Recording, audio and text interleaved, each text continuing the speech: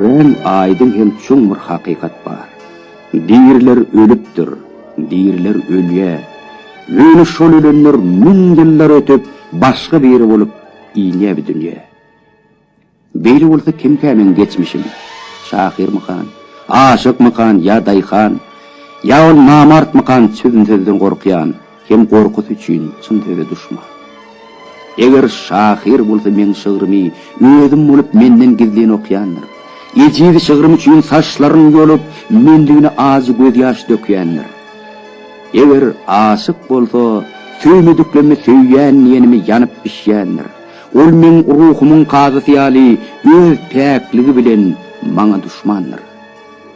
Eğer dayhan bolsa topraktan alıp, onu vermeyen mi tutyanlar için, hem on bir umut dilegi vardır, toprağı bir tohum atarım için.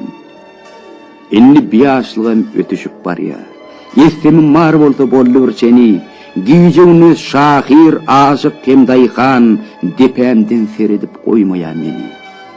Ölsem doğru sözüm şol düşmanını, inkar eden beni öpür bir yerim, müngül ötüp yeni dörep ol şahir, aşık dayhan olup devam ederin.